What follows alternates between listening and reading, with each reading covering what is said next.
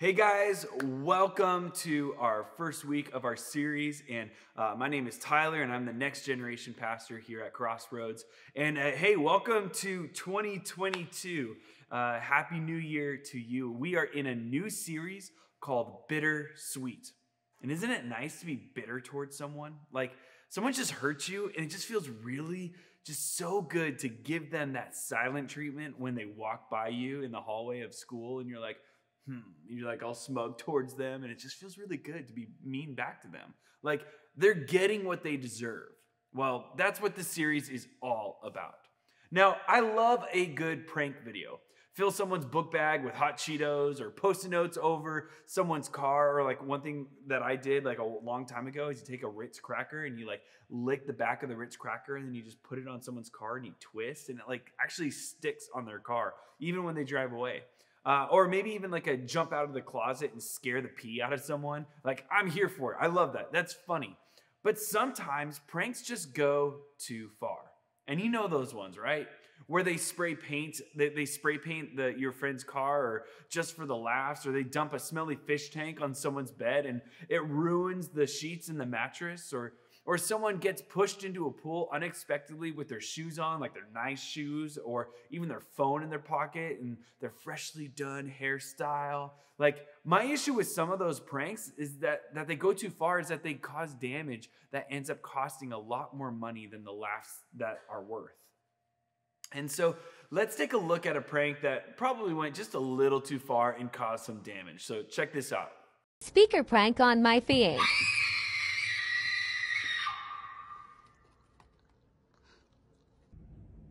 Hey, baby. Yeah, babe. Can you hand me some crackers? Hold on. Please. And thank you. What is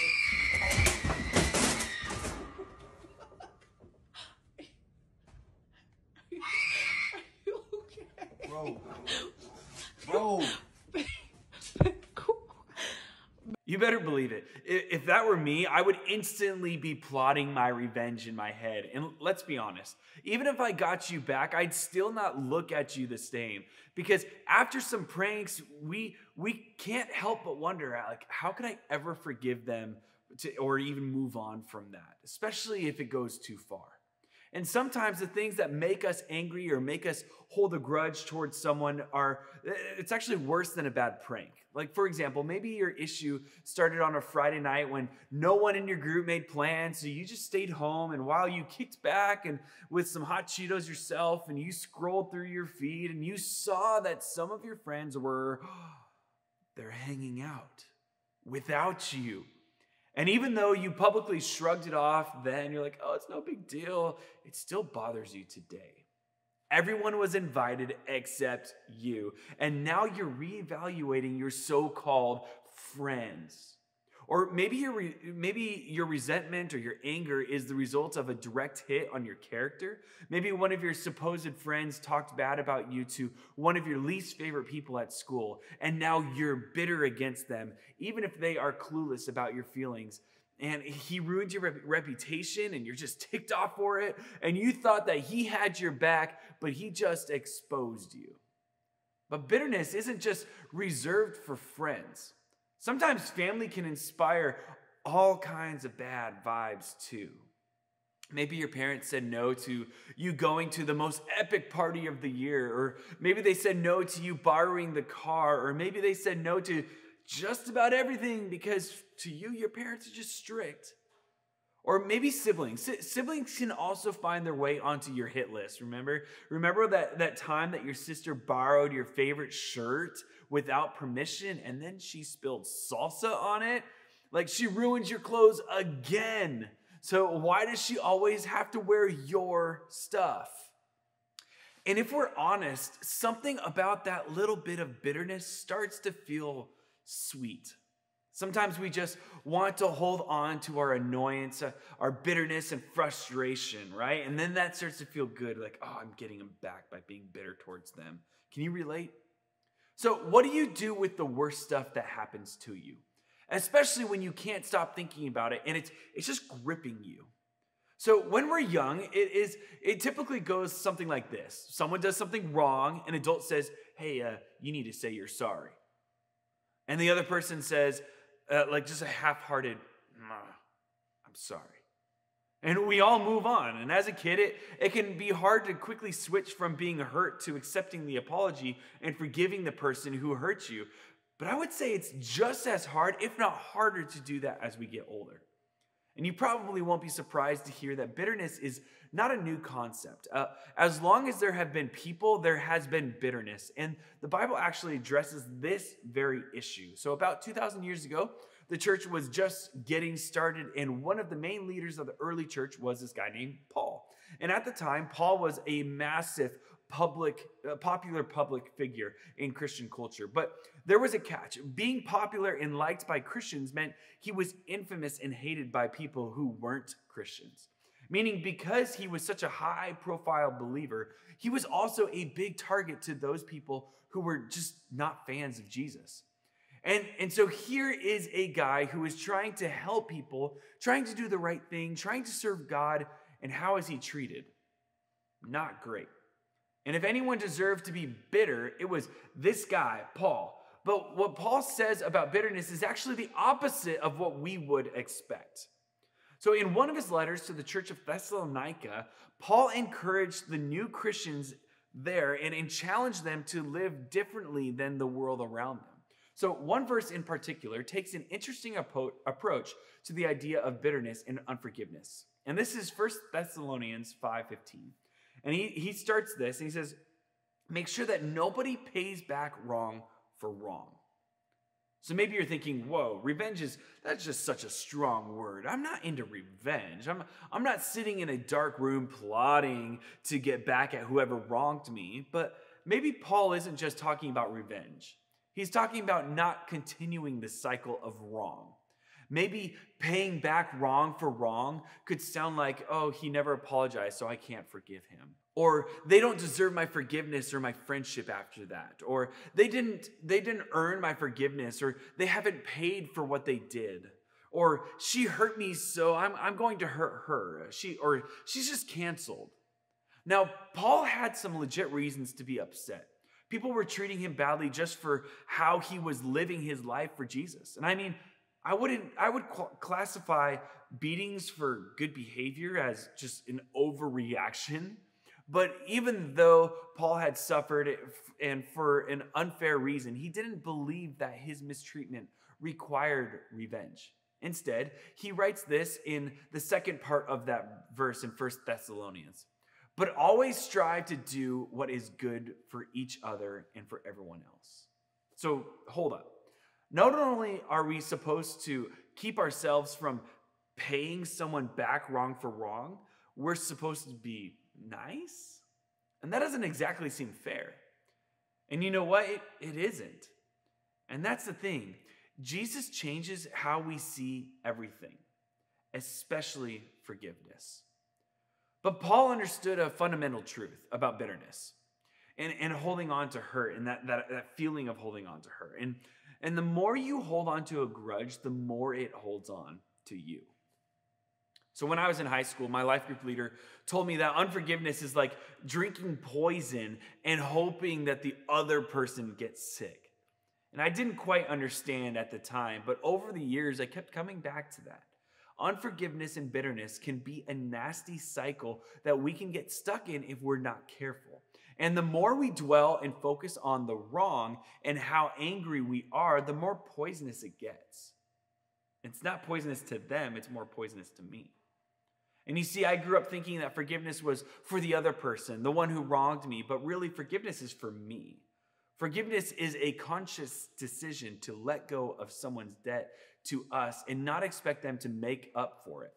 Yes, they owe you, but you decide not to wait until they pay you. It's your way of letting go of revenge and negative emotions, not for the other person's benefit, because rarely does the offender, the person who was wrong, benefit from forgiveness. We benefit. When we start to let go of the hurt, the bitterness, and resentment, they no longer get to control how we feel, and our feelings don't control us. In fact, it takes the power away from them.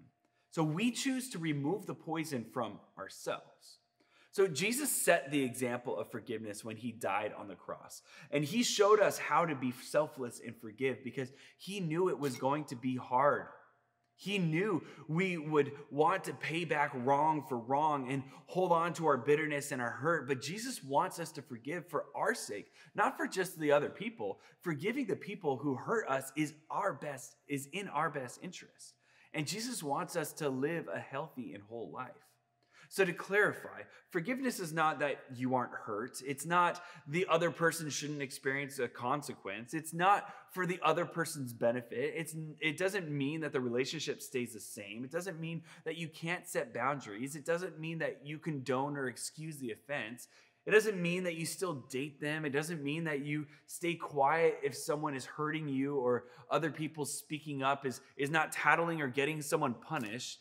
It is loving yourself and telling a trusted adult to keep yourself and others safe. So speaking up is being honest for the good of all. So forgiveness isn't a magic Band-Aid that makes everything just feel better. It never makes what someone did okay or right, but it is the first step towards healing and a better tomorrow. If you're wondering or if you're still holding on to some bitterness or resentment, here's a handy quiz, okay? The first thing you ask yourself is, do you have arguments with someone in your head? And you know those internal conversations where you basically just tell them what's up, like, oh, I'm right, this is what I would say. Or ask yourself this, and number two, are you giving a close friend or family member the silent treatment? Are you just not even talking to them? Or three, do you leave passive-aggressive comments on someone's Instagram pics? Or maybe you don't do that, but you screenshot what they posted and then you send them over to other friends with some snarky comments? Or number four, do you think about ways that you can pay someone back for what they did to you, maybe like 6 months ago? And if you answered yes to any of those questions, you may be experiencing some bitterness. But have you ever thought about this? Holding on to resentment and being bitter can be bad for you. Because here's the thing. You can technically be right and you can have the truth on your side, but it doesn't change the fact that you're still stuck in that negativity. And that negative place can take a toll on you. Now, I realize many of you are stuck in some real pain. Some of you have been hurt deeply by people that you care about, people that you know, and that makes things complicated. Because your hurt is justified and so is your anger. But I can promise you this, the only way that you can find freedom from the anger and the resentment is to forgive the other person, even if they don't deserve it. Even if they're not sorry. Maybe even especially if they're not sorry. Because what forgiveness really means is to give it before someone else is sorry or deserves anything. And I realize that's asking a lot. It won't happen overnight. But here are 3 steps that you can take to get freedom from bitterness and unforgiveness. The first one is acknowledge your feelings. It is okay to be hurt, upset, or angry, or sad, or disappointed. Pretending like these things aren't there doesn't make them just go away. And then the second step that you need to take, don't let your feelings control you. You can give up your right to get revenge even when your anger says, I deserve to get them back. And you can work to let go of your feelings, your anger and your frustration instead of being held hostage by them. And finally, repeat. There is no overnight success when it comes to forgiveness. There's no overnight success in escaping bitterness. It's a process. It takes time. So keep taking one step and then taking it again and then again and then again. Hey, I get it. Forgiving someone feels like the other person is getting something from you. They're taking something from you. But think about this. What are you getting from holding on to this bitterness? If you could stop replaying that offense over and over in your mind, how much time would you get back? If you could let go of your need to be right, how much less stress would you feel? If you could let go of your need to make things fair, what else could you be doing?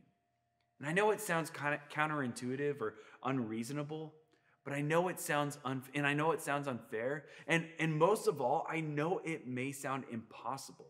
But even though this feels like giving up power on your end, letting go actually empowers you.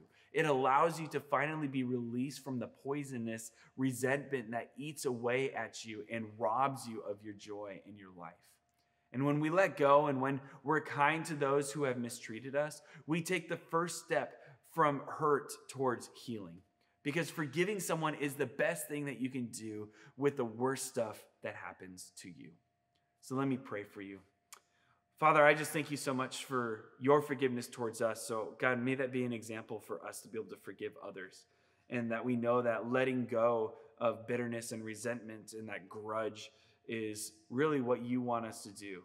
And so God, give us that strength, give us that courage to be able to forgive those who have hurt us and wronged us. We love you, Jesus, and pray this in your name. Amen.